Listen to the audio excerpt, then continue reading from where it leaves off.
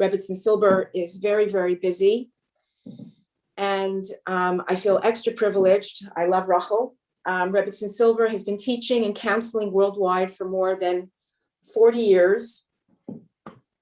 Born and educated in New York, she holds a BA in mathematics from Queens College, City University of New York, and a BA in teaching from Esther Schonfeld Teacher Seminary, as well as having many certifications in holistic healing.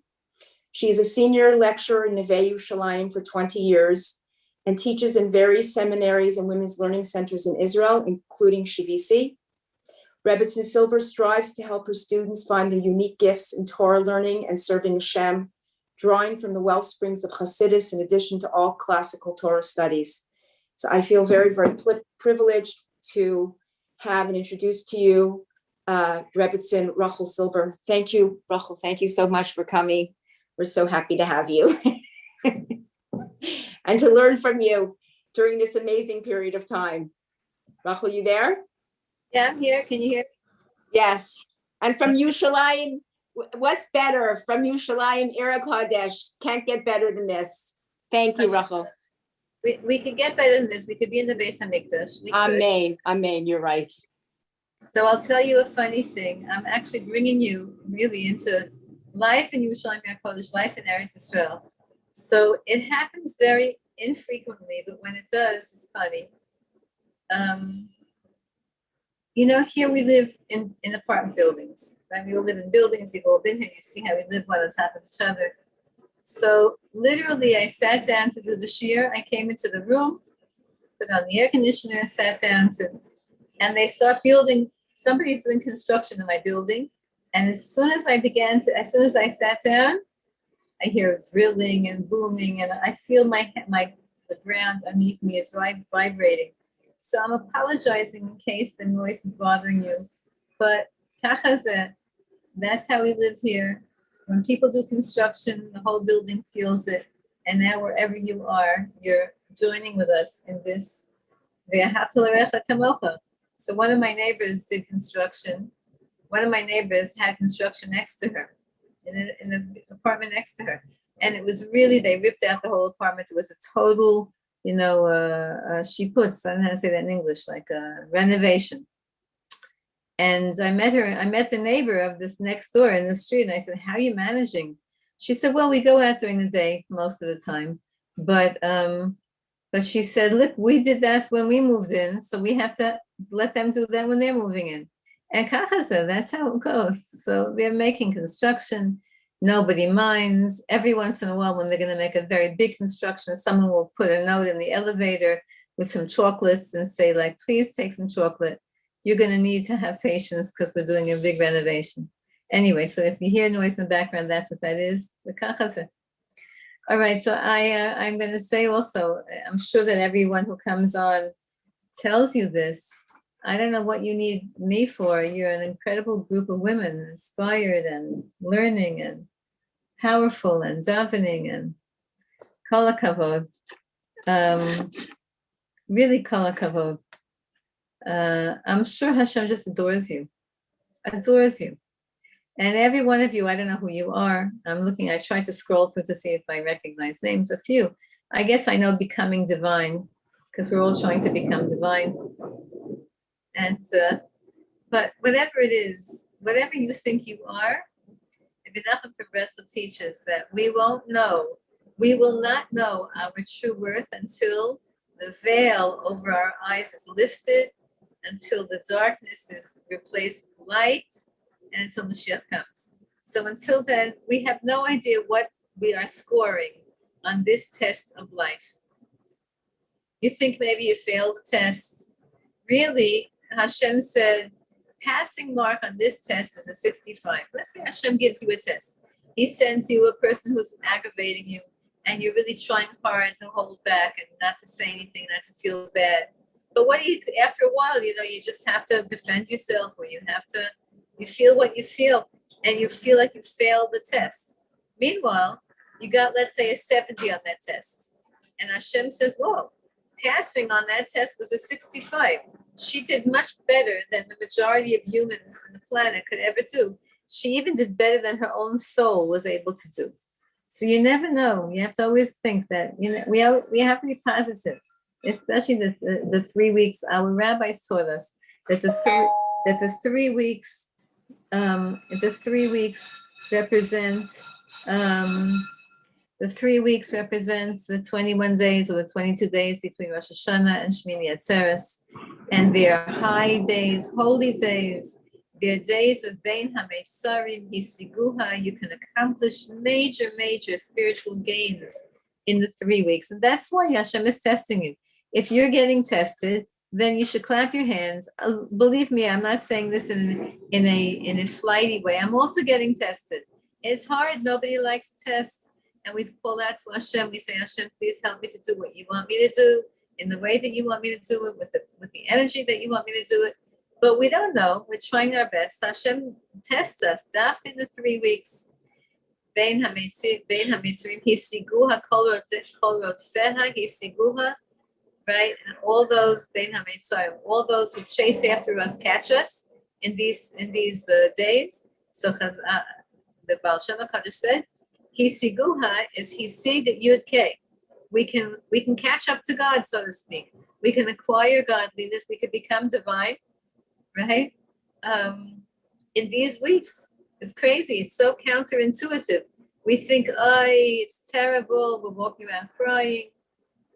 It's not terrible. It's not crying. Hashem is telling us that this is what he wanted. This is how he wanted us to be. This is how the world had to be. Hashem is telling us that. And we can just catch up to Hashem. We can catch up to ourselves, actually, in these 3 weeks. Okay. So this Shabbos is called Shabbos Chazon. Chazon Yeshayahu ben Amotz. When I was in high school, do you hear that?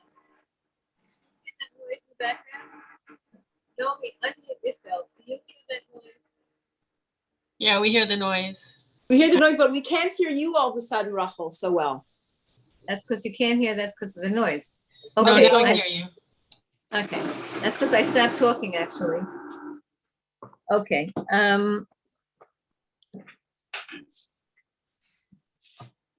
I should coordinate my classes with the neighbors. Tell them when they have to be quiet. Usually this time of the day, people are quiet. I don't know what they're banging.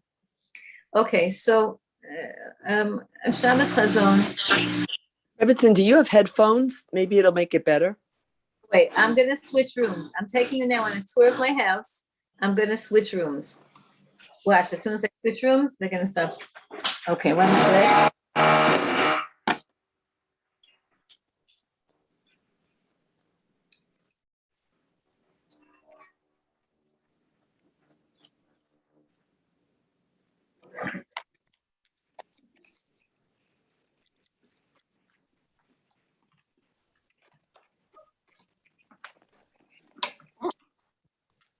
Okay. This is the farthest I can get from that noise. I think it's going to be better.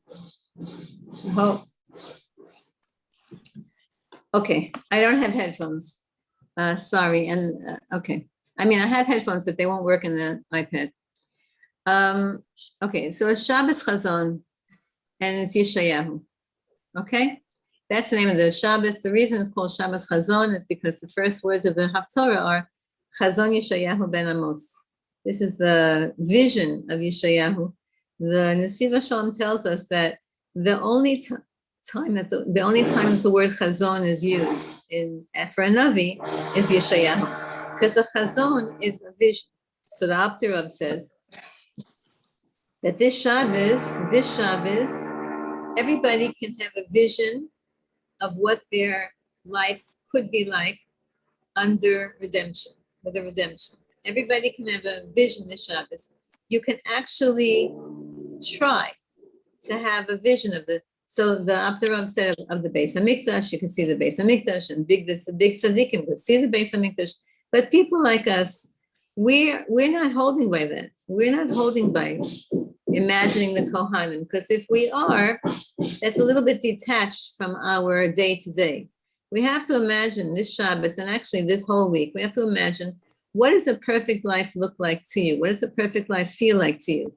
And because we've been in exile for so many thousands of years, we have forgotten that it's okay to live a good and a happy and a balanced life. We forgot that. And so what does Hashem do? He reminds us that, what's reversing the motor? I don't know what that means. He reminds us that we are allowed to have a good, optimistic view of life. Why? So first of all, the Haftorah starts off with these crazy words, Banim gidalti v'ramamti v'hem pashubi. I raised kids and I lifted them up. I made them into princes and kings, and they rebelled against me. And the whole time in the Haftorah, we are called children. We're called Hashem's kids. So what is that? And the Haftorah is actually a hard Haftorah. It's not like, if you learn Yeshayahu, I don't know if you learn the Navi, I don't know if you learn Navi, it's Kedai, now that we have a little bit more time. You get to a certain stage, you have a little bit more time to learn. So it's good to go through Nevi'im and Ksuvim. Go through on Shabbos, a parak, a meal, whatever, a parak a day, however you do it. So the book of Yeshayahu, the end of the book of Yeshayahu is all redemption. It's all about Mashiach and how Mashiach is going to come and what's that going to be like. But the beginning is a lot of Musar. It's a lot of heavy-duty Musar. But all the Rebbes point out that even though Yeshayahu and Navi, whose name, by the way, is a good name, he has a good name. He's not like Yirmiyahu. Yirmiyahu's name means Mar. Mar means bitter. And Yirmiyahu was the one who wrote Megillas Eicha. So and he saw the Churban. Yeshayahu, his name means Yeshua. It means salvation. So, and his Sefer talks about Mashiach. However, until you get to his Sefer, until you get to the end of the Sefer, there's a lot of Musar, not just to us. It's interesting, if you learn Yeshayahu, you see that he's giving Musar, he's rebuking and teaching all the surrounding nations that lived here in the Middle East. You wonder, like, why did he even bother talking to them? Clearly, because there were some who listened. Among the nations of the world, there were people who understood, who recognized a true Navi, a true prophet, and they listened to him. And so he rebuked them, he rebuked us, but at the end he talks about Mashiach. But at the beginning, this first paragraph of rebuke, he keeps calling us Hashem's kids. Hashem's kids, they're your kids. And any of us who have been privileged to have children know that no matter what, they are your kids. So you could be walking in the street, and you see a guy with a long beard, and he's escorting his daughter who's wearing who knows what. That's his daughter. Okay, so that's what happened. But it's his kid. You don't let go of a kid. Never let go of a child. And so Hashem says, I'm never letting go of you. I know it's, sometimes it looks like I'm giving you a hug that's too tight, but I'm not letting go of you. I'm calling you my kids, I'm not even just calling you my wife. I'm not just calling you my mother, right? In Shir Hashirim, the Jewish people are called Hashem's wife, Hashem's Kala, the bride, Hashem's mother, whatever that means. However, in other words of endearment. But the most unbreakable bond is a child and a parent. There's the same DNA. There's a physical, biological bond there. And so Hashem says, no matter what, you're my kids, and I'm not letting go of you, period. So that's the Nechama. Even though this is Shabbos before Tisha B'Av, it's the Nechama. The Nechama is Hashem says, I love you. You're my kids. By the way, every year, the Rebbes from, I think from Karlin Stalin, I think the Stalin is, or the old Rebbes from Stalin. I don't know if the Stalin Rebbe now does it, but I think the old Rebbes from Stalin, when it came Tisha B'Av, they said a very interesting thing before they began the Yantif of Tisha B'Av. Before they began saying Eicha, they said it's 1,900 and 33 years since Tisha B'Av is waiting for her Yeshua. Tisha B'Av is waiting for her Yeshua. The date of Tisha B'Av is waiting for Yeshua. What does that mean? Every year people sometimes make a mistake and say, I hope we don't have Tisha B'Av this year. That's terrible. We're going to have Tisha B'Av is a day. I hope we should live to see Tisha B'Av. but it should be a celebrating day. It shouldn't be a mournful day. It shouldn't be a painful day. It should be a celebrating day. And so, and it will be, Be'ezrat Hashem, it will be. Jewish people are consummate optimists. We follow the Torah. The Torah says you have to be happy. It's not necessarily the nature of people to be happy. It's the nature of children to be happy. But once we pass that stage, it's not necessarily the nature of people to be naturally happy. Even I have a friend who she has her physiology is very interesting. She just doesn't ever stop smiling. That's how her face is constructed. I don't know. She doesn't. And she's a good friend of mine. So when we had that when our kids were little, she would be yelling at her kid with a smile on her face. I said, how do you do that? Like, how do you, I don't know. I just cannot. That's how she talks. That's how she is. She's always smiling. So I said, maybe we should all get Botox and get our face like in that position. It's a good thing to do. If you can't do it naturally, my friend's born like that with her. Let's do it with whatever that can, if you're doing anything, do it like that. Because of course we know that when you smile, so it kicks off all the endorphins in your brain, etc. So the second thing Hashem is encouraging us. Hashem is encouraging us by telling us not only that we're bad. This is what it says. It says, Zera Mireim Banim Ashchitim. It says we're terrible kids. We're mushchas. Mushchas means we're like depraved children, but he calls us children.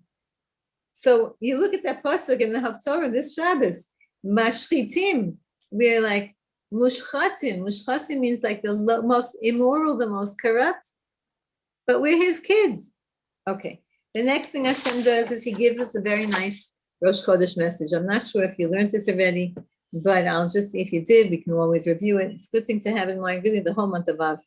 You all know that in Musaf of Rosh Chodesh, so we say this, and this past Shabbos was Rosh Chodesh, right? So we have extra special, the month of Av right away takes on a festive note. Whenever you have Rosh Chodesh coming in on Shabbos, so that means the whole month is Shabbostic. The whole month gets the elevation of Shabbos. Naomi, you're going to have to give me like a 5-minute warning when you want me to stop talking because I left my clock in the other room. So you have to tell me, give me 5 minutes, like make some kind of a siman when you want me to stop. So the fact that on Shabbos was Rosh Chodesh means the whole month of Av is sweetened. Okay, that's number one. Now, what does it mean to be sweetened? There's two kinds of sweet.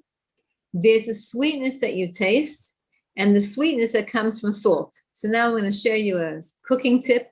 My father, Yeshu rest in peace, was a cook. He was a cook in the United States Army. That's a whole long story about how he saved his life, and he saved all the Jews in his platoon by faking that he knew how to cook. That's the only reason he was able to survive, because he wouldn't eat treif. And he didn't know cooking from anything. He didn't know how to make himself and nothing. He was a Hungarian yeshiva boy. The boys in his family were not allowed in the kitchen. And when they enlisted him in the army, he said he's a chef. He figures if he says he's a chef, he'll work in the kitchen, he'll peel some potatoes, he'll throw them in, he'll figure out a way and he'll eat kosher. They made him the head chef of an entire gedud, hundreds of people. My grandmother, she should rest in peace, had to teach him how to cook. She taught him how to cook in like 2 days. She told him all the basics. And then he figured it out. So he always told me, if you want to bring out the sugar, you have to put in some salt. Do you know this? And if you want to bring out the salt, you have to put in some sugar. He taught me this because in our chicken soup, in our family's recipe for chicken soup, now I don't use sugar anymore, but he used to put in a teaspoon of sugar. He would put in a teaspoon of sugar. I said, Daddy, why? He said, because the sugar brings out the salt, and if you put in a little bit of salt, we all know when we bake, it always says put in a little bit of salt. The salt brings out the sugar, the sweetness. So we don't know how Hashem is going to sweeten the month of Av. We might not interpret it as sweet, but it is. It might taste salty, but it's really a sweetening. And so Hashem shows us that that Av is a celebration month because of the way that the name of Hashem is written in the Siddur for Musaf of Av, right? So as you know, I'm sure you know this, you've been learning for such a long time, I'm sure you know this, so I'm just reviewing it, that every single time you say Musaf, when it comes Rosh Chodesh, So if you have I don't know, I don't have an art scroll sitter, but if you have if you have like a tefillah called pes sitter, all the real old-fashioned sidurim, then by the bracha of Baruch Ata Hashem HaMekadesh Yisrael B'Roshei Chadashim, there's a whole long list of how different configurations of how to look at Hashem's name. We don't ever verbalize it, but the name Yud and the Hey and the Vav and the final K, that name of Hashem, the name that's closest to what we understand, right? I don't call the name of Hashem. You could rearrange the letters Yud K Vav K in many different configurations, many different orders. So the order for the month of Av is Havaya, Hey Vav Yud Hey. You know that by Chabad, when they're saying a pasuk and they don't want to say, we will say, let's say you say Ivdu es Hashem b'simcha, right? You're allowed to say if you say the whole pasuk, you're actually allowed to say Hashem's name. But if you just say, you're saying a part of the pasuk, we say Hashem, Hashem. What does Hashem mean? It means the name. It means we're not saying the real name of Hashem. We're just saying, we're saying his name, right? We're like in quotation marks. Blessed are you, his name. Okay, that's how we talk. But by Chabad, they don't say it like that. They say, if they want to quote a phrase and they don't want to, right? They'll say, Ivdu es Havaya b'simcha. Havaya, that's how they'll say. Because Havaya is one of the ways of saying Hashem's name. So the vowels are not the same, but the letters are rearrangements of Hashem's name. So look at that name. Look at the name, Hey Vav, Yud Hey. The Yud Hey, the last two letters is Yud Hey. That's the first letters of Hashem's name. And the first letter is the last name of Hashem, the last letter of the, if you write Hashem's name, Yud K Vav K, how do I go from Yud K Vav K to Havaya? I take the last letter Hey, I make it first. Then I take the second to the last letter Vav and I make it second. Then I take the first letter Yud, I make it third. Then I take the second letter Hey and I make it fourth. That's how you get Havaya. Okay? So where's it from? So the Tzaddikim explains this is written these are written in the Sifrei, so that there are many different psukim that when we saying Tehillim and we're learning Chumash, there are many different psukim that the Rashi Tevot, the first letters of the words, spell out Hashem's name. For example, here's one that you know: Yismechu Hashamayim v'Sagel Haaretz in Tehillim, right? Yismechu, you say it every single day in Sukkot Zimah. Yismechu Hashamayim, you say it right before Ashrei. Yehi Chavod. Yismechu Hashamayim, Yud. Yismechu starts with a Yud, Hashamayim Hey, V'Sagel Vav, V'Tagel Vav, Haaretz Hey. So there's Hashem's name, Yud K Vav K, as the first letter of four words that we're in Navi, in Tehillim. By the way, that's the configuration of Hashem's name in the month of Nisan. Because that's when Hashem's name is straight. That's the month of redemption.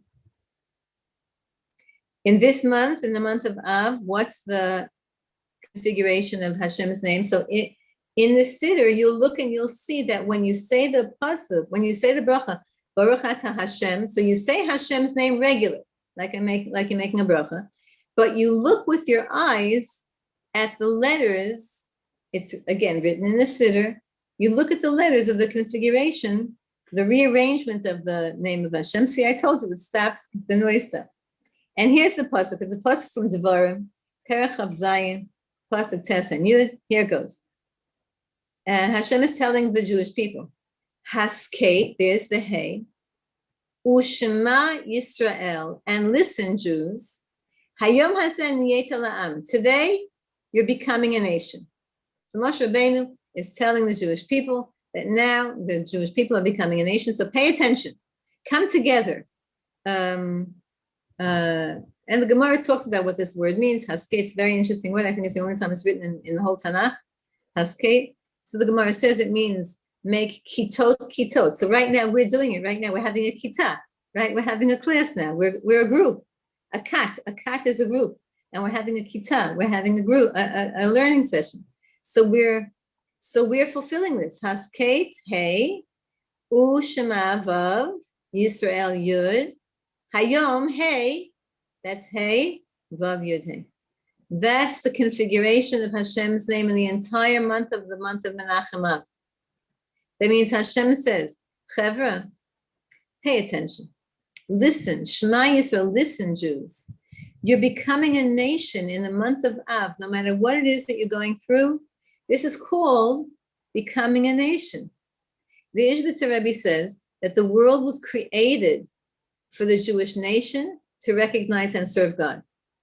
And that's why there's a planet Venus, and that's why there's grass, and that's why there are elephants, and that's why there's a huge, huge expanse of creation for me and you to do what you're doing now, to talk to Hashem, to beg Hashem, to praise Hashem, to thank Hashem, to cry to Hashem. I was privileged yesterday to go to the Kotel. I told my chevra yesterday, I told my class yesterday, I'll tell you, I don't know if anybody's in the same group. I was privileged yesterday to go to the Kotel. Okay, Baruch Hashem, Chasei Hashem, is one of the perks of living here. I don't go often enough at all. You know, when I used to come for this, when I lived in Chutzlaretz, I used to come for the summer. So, like the first thing you do in the morning is you go to the Kotel, you daven, and then you do your day, or a few times a week. You know, I'm here, Baruch Hashem, for many, many years, and I don't go as often as I should. But I went yesterday, and there's a whole story how come I went and when I went. But whatever it was, there are groups that are here now. Now, I don't know how they got in, but there are groups, and there for sure all the kids came. Lot of teenage groups came. They got permission, they got special permission, and they're being very monitored. They're being very monitored, carefully watched and whatever. They came. So yesterday I was in the old city, and I was looking at all the different groups. There's Birthright that's here. There's more than Birthright. There's NCSY brought about a few hundred kids. I saw yesterday groups that Birthright's like an old name, but there's so many new groups that are coming that they have to make up new names for each different group.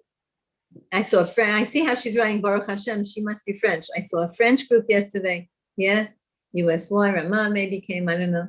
I saw a French group yesterday, so I picked a spot, all those names, I'm telling you, they have all these different names. A whole bunch of them are in the vein now. They come for a couple of days, they come to learn. Anyway, so I saw a French group yesterday. They happened to pull up right next to where I was davening. I found a good private spot, not by the Kotel, but in the old city overlooking the Kotel. I have a spot there that I know where to go, and it was shady because I was in the middle of the day. You have to go in the shade. And then a French group comes, and the guy's talking in French. But you know what? And I took French in high school. I don't remember. I remember 2 words here and there.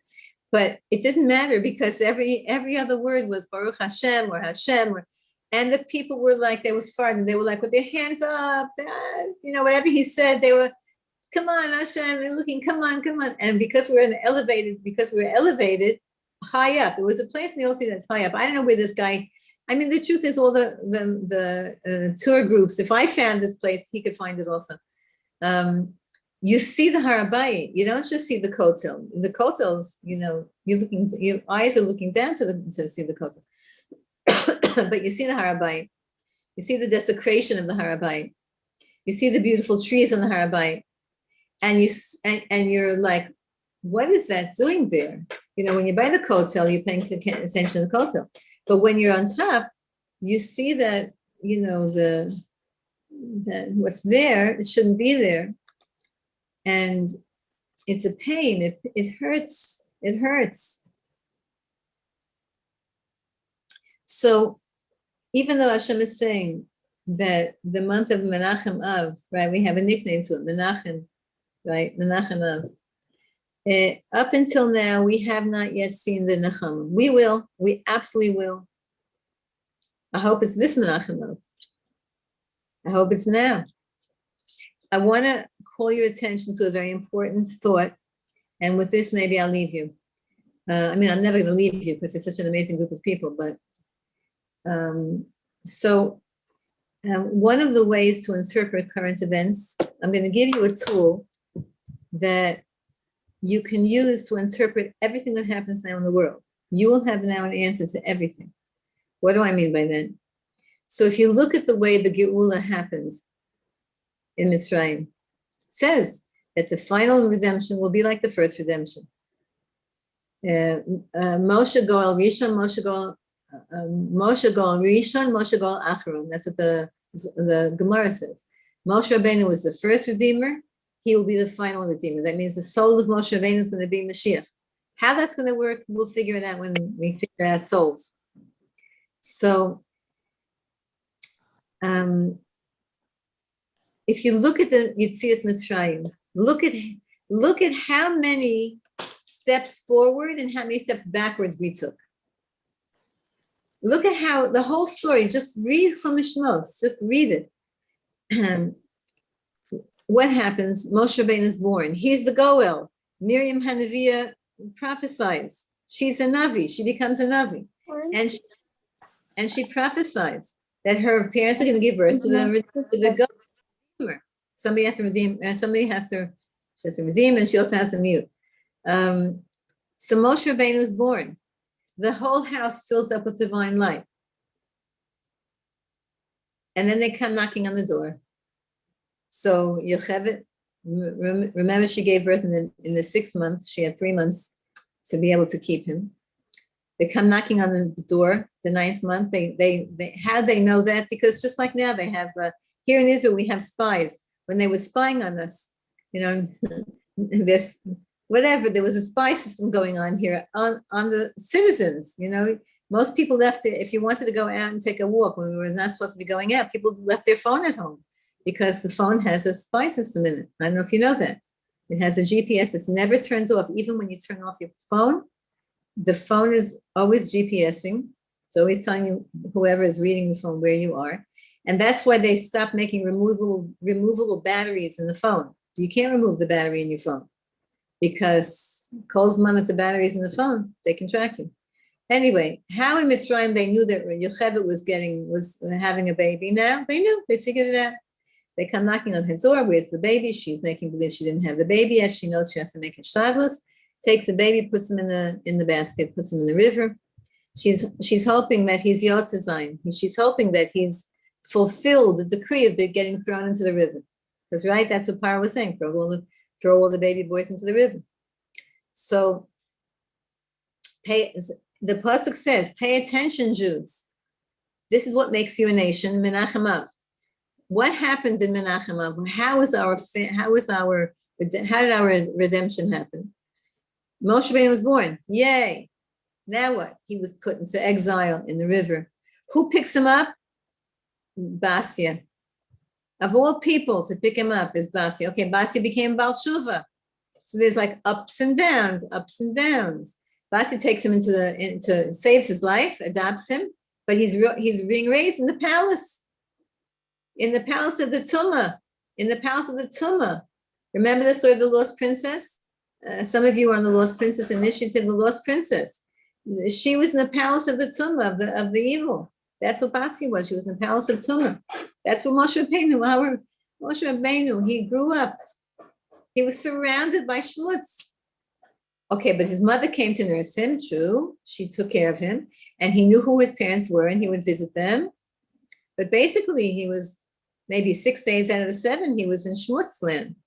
Okay, that's a yerida for him. Then he goes out. Finally, he's of age. He's age 20. He goes out. He saves a Jewish man by killing an Egyptian who was abusing him in his life.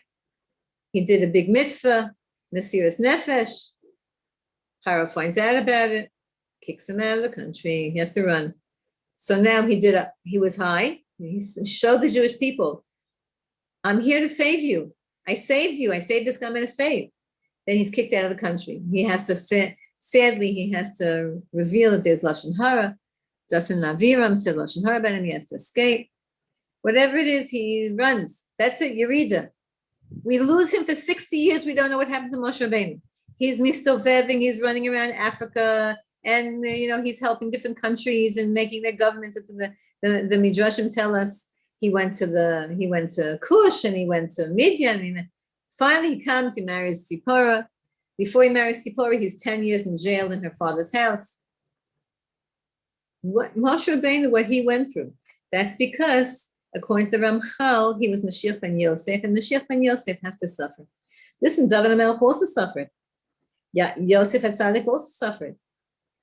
Okay, he comes back, Moshe Rabbeinu comes back. God says, okay, now it's time. Be the Mashiach. Take them out of Mitzrayim. It's time for them.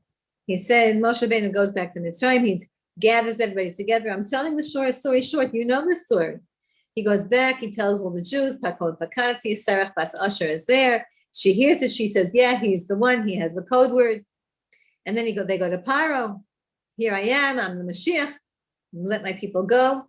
Paro says, who do you think you are? And he looks up God's name in his book of gods, doesn't have it, makes it worse. So again, Moshe Rabbeinu finally comes, tells the people, I'm Mashiach, it's time to get out.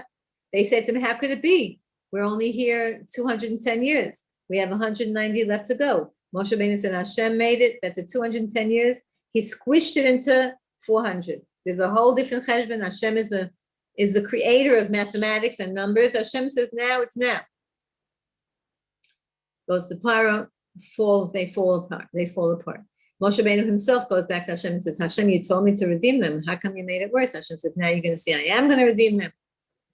Then the whole year of 10 plagues, it took a whole year for the Jewish people to get into the mindset that we can actually be free of darkness. It took a whole year with Moshe Rabbeinu. Could you imagine? That's what's going to happen. So all of these are parallels to what's happening to us now. Ups and downs, ups and downs. Mashiach is going to be revealed. He's going to have opposition, perhaps. Things might get a little bit worse. Things are for sure going to get better. If you make it till Mashiach reveals himself, that's it. You be the 20% that makes it. Hold on to your emunah. And we see that even after the redemption, even after Yetzias Mitzrayim, the Jewish people are leaving, la-di-da-di-da, we're out. And we're listening to Hashem. Hashem is making us go around in circles, right? When he led us out of Mitzrayim, Hashem made us go around in circles. And so Paro spies, and Paro sends spies to check us out, what we're doing. And the spies come back and they say to Paro like this, they say to Paro, their God knows how to kill, but he doesn't know how to sustain them. Their God knew how to make the plagues on Egypt, destroyed Egypt. But look, he's not leading them to a normal life. What is this? They have no food. They have no place to go. They're going in circles. So chase after them. Maybe you can get them back. And so Paro chases us. And also we're scared again because we thought it was a redemption. We thought it was freedom. And we turn around, we see that the chariots are coming. Hashem says, this is the final, what's it called? The grand finale. My friend, the Rebbetzin Rebbetzin, she should rest in peace and be a good debate for all of us. What a person. She used to say, hold out for the grand finale. Okay, I'm finished. Hold out for the grand finale. And the grand finale was the splitting of the Red Sea. We made it. That's what happens now. That's what we're going through right now. We're going through ups and downs, ups and downs. We have a crazy government here in Israel. They're decreeing crazy things, not good things. People getting nervous. Don't worry. We're going to hang in there for the grand finale. The grand finale is splitting of the Red Sea. We walk through. Hashem hugs us, brings us to Har Sinai, takes off the veil from our eyes. And all the truth is clear. You're not going to need teachers. We're going to all see the truth. Delicious talking to you. It was wonderful hanging out with you guys. It would be really nice to put on your faces just for a second. I see Naomi, just so I could see who I'm talking to. Hi, Cyril, Liba, and hi, Toby. If you put your faces on, I can actually. Rachel, can I ask you? We're going to do the Shmir Salasha